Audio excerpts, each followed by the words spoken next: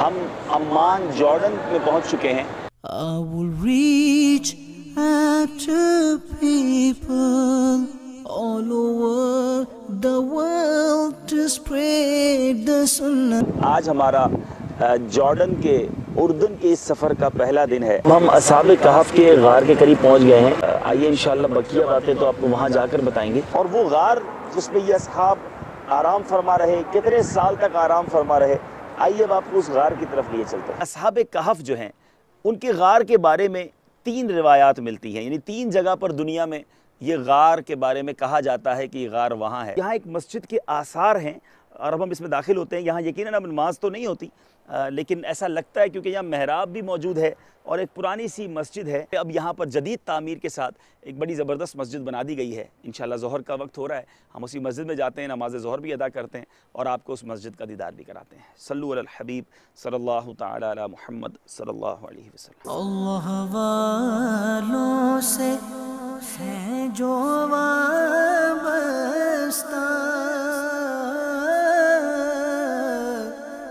ہے مقامات مقدسہ،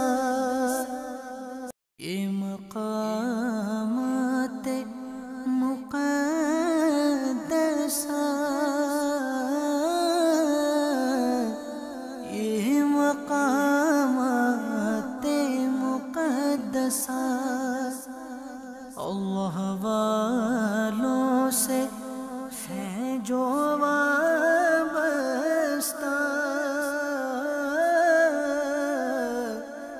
ہے مقامات مقدسہ، یہ مقامات مقدسہ، یہ مقامات مقدسہ. اللہ والوں سے ہے جو وابستہ، ہے مقامات مقدسہ. اہل سنت کا ہے بیڑا پار، اصحاب حضور، اصحاب حضور نجم ہے اور ناؤ ہے اطرت رسول اللہ کی. صلو علی الحبیب صلی اللہ تعالی علی محمد صلی اللہ علیہ وسلم. پیارے اور محترم اسلامی بھائیوں اور مدنی چینل کے ناظرین، اس وقت ہم اس مبارک غار میں موجود ہیں جسے اصحاب کہف کا غار کہا جاتا ہے. اور جیسا کہ ابھی ہم نے سنا کہ یہی ان کے مزارات تھے، یعنی یہی ان کو تابوت پہ رکھا گیا. تو بتانے والے بتاتے ہیں اور یہاں موجود جو گائیڈ ہیں اس نے بھی بتایا کہ یہ 3 مزارات ہیں. یہاں 3 ہیں، 1 2 اور پیچھے 3. اور میرے سامنے کی طرف ابھی ہم آپ کو دکھائیں گے وہاں 4 مزارات ہیں. اور اس بارے میں کہ یہاں چونکہ دنیا کے 3 ملکوں میں یہ بات مشہور ہے تو ہمیں یہاں بڑی اچھی ایک گائیڈنس ملی کہ اس قرآن پاک میں اصحاب کہف کے بارے میں جو کہا گیا کہ یہ رقیم کے ایریا میں ہوں گے اور رقیم اسی ایریا کو کہا جاتا ہے.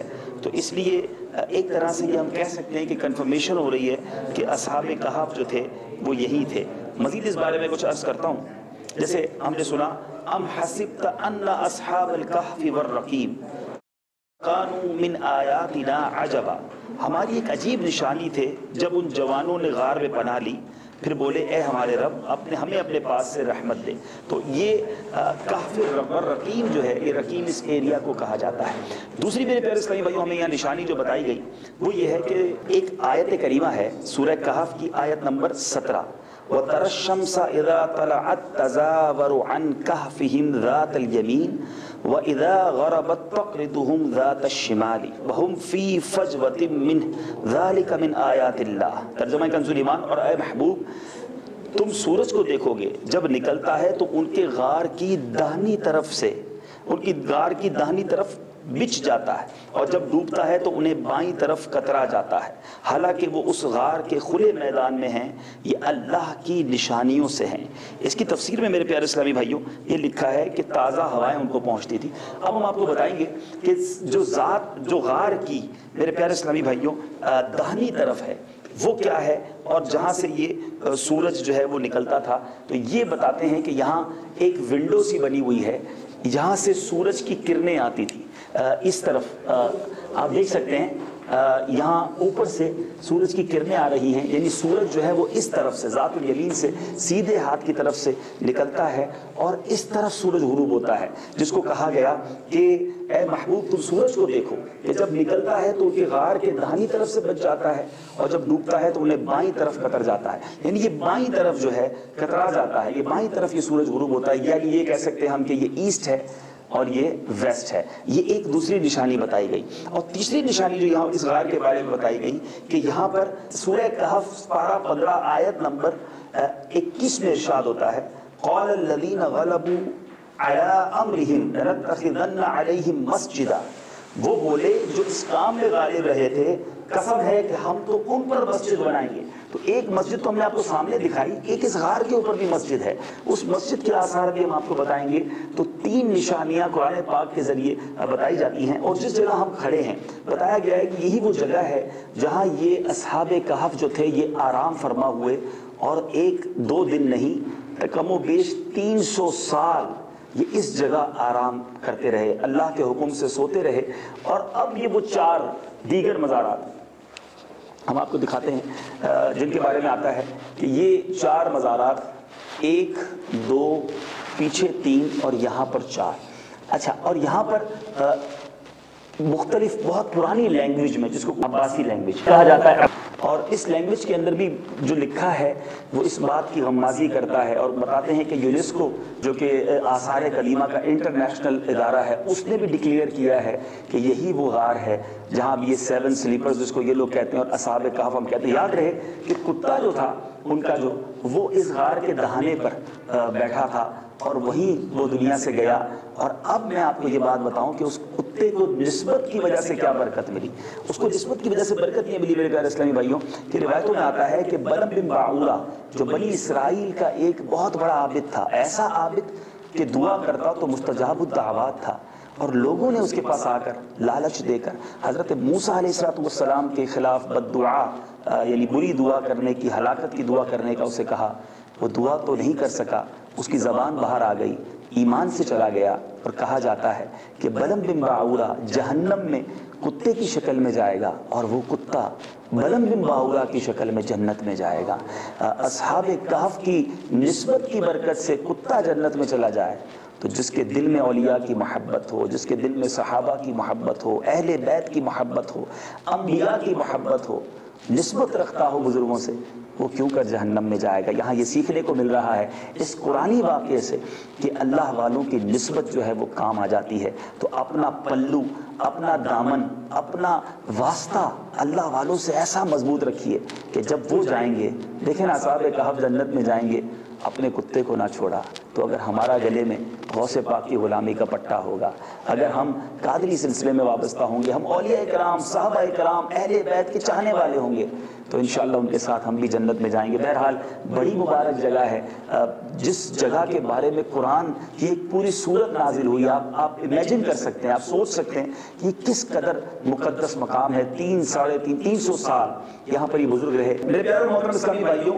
حضرت ابن عباس رضی اللہ تعالیٰ عنہ سے روایت ہے کہ اصحاب کہف کے ناموں کا تعویذ جو ہے وہ 9 کاموں کے لیے فائدے مند ہے۔ یہ وہ لوگ ہیں جن کے نام آج بھی کام آتے ہیں، بھاگے ہوئے کو بلانے کے لیے اور دشمنوں سے بچ کر بھاگنے کے لیے۔ نمبر 2، آگ بجھانے کے لیے کپڑے پر لکھ کر آگ پر ڈال دیں، انشاءاللہ آگ بجھ جائے گی۔ بچوں کے رونے اور تیسرے دن آنے والے بخار کے لیے یہ تعویذ بڑا کام کا ہے۔ دوسرے کے لیے دائیں بازو پر باندھیں، ام السلیان کے لیے گلے میں پہنائیں۔ خشکی اور سمندر میں سفر محفوظ ہونے کے لیے تعویذ بڑا کام دیتا ہے۔ مال کی حفاظت کے لیے، عقل بڑھنے کے لیے اور گناہ گاروں کی نجات کے لیے۔ ذرا سوچئے، اللہ والوں کے ناموں کی یہ برکت ہے تو ان کے قرب کی کیا برکتیں ہوں گی. چلیں موقع ملا ہے تو میں بھی کچھ سیکنڈ کے لیے یہ برکت حاصل کر لیتا ہوں. اللہ تعالیٰ یہاں لیٹنے کی برکت سے ہماری قبر کو جنت کے باغوں میں سے ایک باغ بنا. نم کا نومت العروس کا مجدہ ہمیں سننا نصیب ہو اور ان اصحاب کہف کی برکتیں نصیب ہوں. اللہم باسمک اموت و احیا الحمدللہ الذی احیانا بعد ما اماتنا و الیہ النشور. صلی اللہ علیہ وسلم. ہمارے استاد صاحب نے ایک آیت بتائی تھی کہ اگر دوبارہ کہیں آنا چاہتے ہوں تو سورہ قصص کی یہ غالباً 20ویں آیت کا جز ہے. ان الذی فرض علیک القرآن لرادک الی معاد. اگر یہ کہیں لکھ دی جائے تو وہاں پھر حاضری ملتی ہے. میری کوشش ہوتی ہے کہ مقامات مقدسہ حرمین طیبین جہاں موقع ملے اپنے ہاتھ سے، قلم سے نہیں لکھنا، اپنے ہاتھ سے اس کو لکھ دیا جائے. اہل سنت کا ہے بیڑا پار اصحاب حضور. اصحاب حضور نجم ہے اور ناؤ ہے عطرت رسول اللہ کی. یہ کچھ پرانے آثار ہیں، کچھ برتن اور کچھ چیزیں نظر آ رہی ہیں جس کو اصحاب کہف کے زمانے سے نسبت حاصل ہے، اس بہت پرانے دور سے نسبت حاصل ہے. ہم اس غار کو اپنے ایمان کا گواہ کر لیتے ہیں. یقیناً یہ وہ غار ہے جو مقدس ہے، تو انشاءاللہ ہم مل کر غار کے اندر اپنے ایمان پر اس کو گواہ کر لیتے ہیں. الصلاۃ والسلام علیک یا رسول اللہ وعلی آلک واصحابک یا حبیب اللہ. اے غار تو گواہ ہو جا، اے اصحاب کہف آپ گواہ ہو جائیں. میں مسلمان ہوں، میں حنفی ہوں، میں قادری ہوں، میں رضوی ہوں، میں عطاری ہوں. لا الہ الا اللہ محمد الرسول اللہ صلی اللہ تعالی علیہ وسلم. الحمدللہ رب العالمین والصلاة والسلام علی سید المرسلین. مالک کریم ہم سب کی اس جگہ پر حاضری کو قبول فرما. یہ مقدس مقام تو نے ہمیں دکھایا مولا، ہمیں جنت میں بھی اصحاب کہف کا ساتھ نصیب فرما. اے رب کریم ان کے مزارات پر اپنی رحمتوں برکتوں کا نزول فرما. ان کے صدقے ہم سب کے صغیرہ کبیرہ گناہوں کو معاف فرما. اے رب کریم یہ 300 سال تک تیری حکم پر آرام کرتے رہے. اے اللہ ہمیں بھی ایک بار بہت طویل سونا ہے اور وہ قبر میں جا کر سونا ہے. اے اللہ ہمیں قبر میں سکون اور آرام کی نیند عطا فرما. اے اللہ ہمیں ہماری قبر کو پیارے آقا کے جلووں سے جگمگا دینا. جنت البقیع میں ہمیں مدفن نصیب فرما. اے اللہ ہماری دعوت اسلامی کو ترقیاں اور عروج عطا فرما. مبارک جگہ ہے، یہاں موجود اسلامی بھائی جو ہاتھ اٹھائے حاضر ہیں، جو مدنی چینل کے اسلامی بھائی ہاتھ اٹھائے اس وقت موجود ہیں، مولا سب کی تمام نیک اور جائز مرادوں کو پورا فرما. اللہم ربی یسر ولا تعسر وتمم علینا بالخیر یا فتاح وبک نستعین. مولا کریم بالخصوص اصحاب کہف کا واسطہ پیش کرتے ہیں. جارڈن میں، اردن میں اور اس تمام خطے میں دعوت اسلامی کو ترقیاں اور عروج عطا فرما. ہماری مدد فرما، ہمارے مددگار پیدا فرما. وصلی اللہ تعالی علی خیر خلقہ محمد وآلہ وصحبہ اجمعین برحمتک یا ارحم الراحمین. لا الہ الا اللہ محمد رسول اللہ. قرآن پاک میں جو مفہوم موجود ہے کہ اس کے اوپر مسجد بنائیں گے، تو آپ دیکھیں پرانی مسجد یہاں بھی موجود ہے، یعنی اس غار کے بالکل اوپر محراب بھی ہے، تو گویا قبلہ یوں ہے اور مسجد بھی موجود ہے، اور سورج غروب بھی اسی طرف ہوتا ہے. اور اس مسجد کو قریب سے بھی آپ کو دکھاتے ہیں. لطف سے درد و دکھ بٹاتے ہیں، اس کو سینے سے بھی لگاتے ہیں. پیارے اسلام بھائی، اس وقت آپ جس مسجد کو دیکھ رہے ہیں، اس مسجد کی ایک اور بڑا دلچسپ سوال ذہن میں آیا کہ یہ لوگ تو حضرت عیسیٰ علیہ السلام کے دور کے ہیں اور ان کے بعد کے ہیں، تو اس وقت تو بیت المقدس جو ہے وہ قبلہ تھا. تو یہاں بتایا گیا کہ اس مسجد کا قبلہ بھی پہلے بیت المقدس ہی تھا، اور اب اس کی محراب بنا کر اس کو مسجد الحرام کی طرف کیا گیا ہے.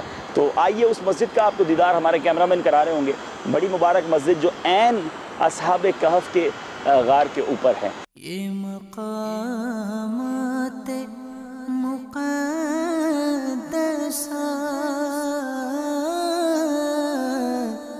یہ مقامات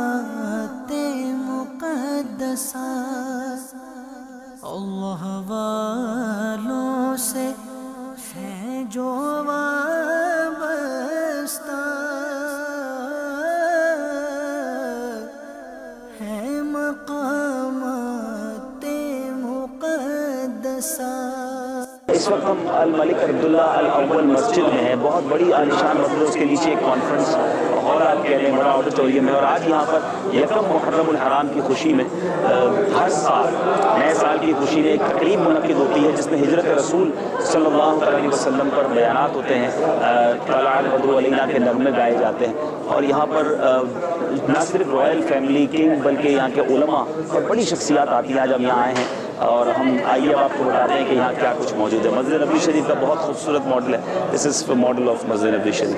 یہ مقامات مقدسہ، یہ مقامات مقدسہ،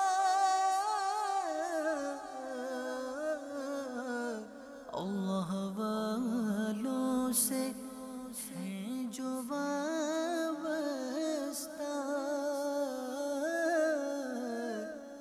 ہیں مقامات مقدسہ۔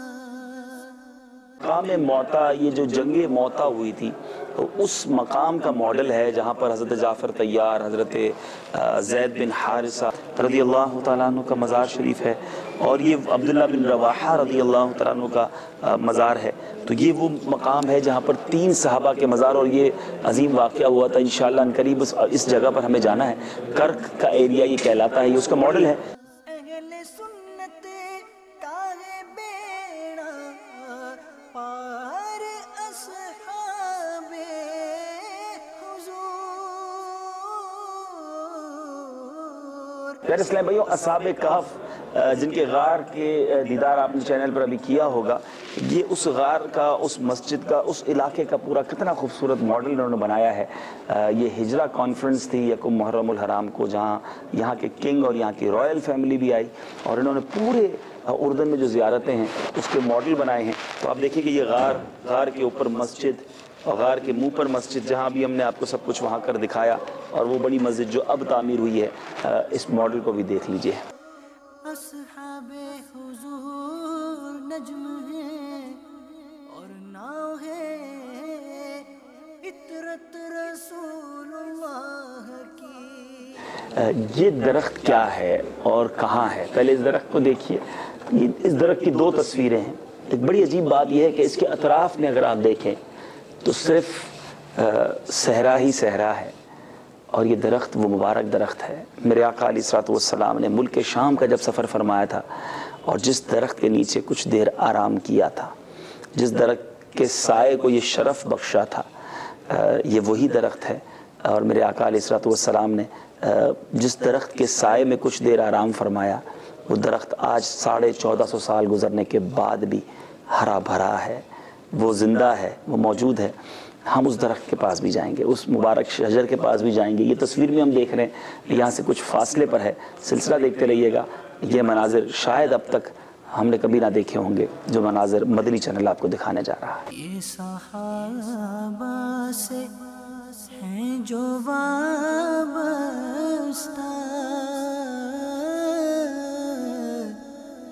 ہیں مقامات مقدسہ۔ القدس یعنی جو بیت المقدس ہے، اس میں جو پرانا شہر تھا، اور مسجد اقصیٰ کا ایک ماڈل پرانا انہوں نے بنایا ہوا ہے۔ تمنا تو بڑی ہے کہ ہم بھی یہاں جا کر زیارت کریں، اور اللہ کرے کو صورت بن جائے کہ قبلہ اول بیت المقدس میں جا کر کچھ نماز پڑھنا نصیب ہو، اور شب اسریٰ کے دورہ جہاں سے روانہ ہوئے مقام دیکھنا نصیب ہو۔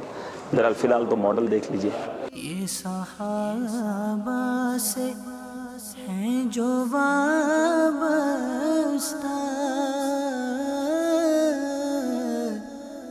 ہیں مقامات مقدسہ۔ لطف سے درد و دکھ بٹاتے ہیں،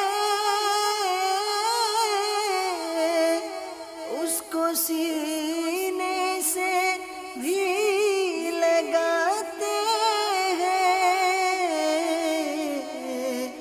آ گیا جو بھی غم کا مارا ہے،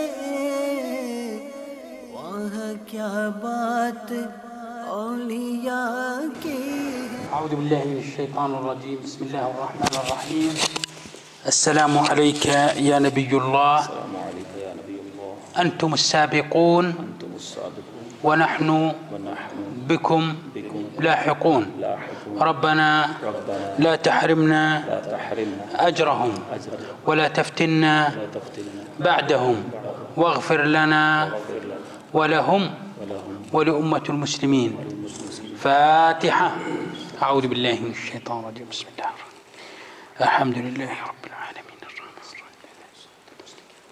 وإياك نستعين. آمين. هذا نبي الله شعيب. وسيدنا شعيب هو نبي أرسله الله أصحاب الأيكة مدين في جنوب الأردن في الكرك. أصحاب الأيكة في هذا الوادي. نعم. ذكر أن هؤلاء الأقوام كانوا يغشوا في الميزان. سيدنا شعيب قدم لهم النصيحة ولكن دون جدوى. أرسل الله سبحانه وتعالى عليهم كسفا من السماء فأصبحوا في دارهم جاثمين. قوم مدين هم عشيرة سيدنا شعيب، فلذلك ذكر في القرآن وإلى مدين أخاهم شعيب. هذا الوادي سيدنا شعيب بعد قوم مدين ما نزل فيهم العذاب انتقل إلى هذا الوادي حيث كانوا أصحاب الأيكة، فتوسل إلى الله سبحانه وتعالى بالدعاء فأرسل الله عليهم حر شديد، ومن ثم أرسل سحابة استظلوا تحت السحابة ما لبثوا أن تحولت إلى كتلة من النار فأهلكتهم. سيدنا شعيب تولى عنهم فأهلكوا أصحاب الأيكة بعذاب يوم الظلة. ذكر عن سيدنا موسى في سورة القصص أنه فر من فرعون واتجه إلى مدين وورد ماء مدين ووجد بنات سيدنا شعيب سيدنا موسى، فقضى عنده سيدنا موسى 10 سنوات وتزوج بنت سيدنا شعيب. والعصا التي كانت مع سيدنا موسى كانت من عند سيدنا شعيب. قال ما تلك يا موسى بيدك؟ قال هي عصاي أتوكأ عليها وأهش بها على غنم ولي فيها مآرب أخرى. فكانت العصا نهاية فرعون على يد العصا، وضرب الحجر فانفجرت منه 12 عينا شرب أسباط بني إسرائيل. فكانت العصا معجزات، وكانت عصي الأنبياء عن سيدنا شعيب، فلذلك عندما كان يذكره الرسول عليه الصلاة والسلام كان يقول ذاك خطيب الأنبياء. سبحان الله سبحان الله. فهو معلم إلى سيدنا موسى. سيدنا شعيب كان شيخ جليل وهو حي في قبره يرزق. الأنبياء أحياء في قبورهم يرزقون، والسلام عليهم يرد عليك السلام. الرسول قال ما من عبد سلم علي إلا ورددت عليه السلام. فهم أحياء، ونحن الآن في روضة من رياض الجنة. قبر المؤمن إما أن يكون روضة من رياض الجنة، فأنت بجوار نبي فهذه روضة من رياض الجنة. نسأل الله عسى الله تكون ساعة استجابة. قولوا آمين. हज़रत शुआइब अलैहिस्सलाम की बारगाह में उनके कदमों में हम बैठे हैं। ये वो फसाहत और बलागत के माहिर थे और इनको इस कदर मलका हासिल था कि आप खतीबुल अंबिया कहलाए। या नबी अल्लाहि सलामुन अलैक या नूर अल्लाहि सलामुन अलैक। वालों से है जो वाबस्ता है मकामाते मुक़द्दसा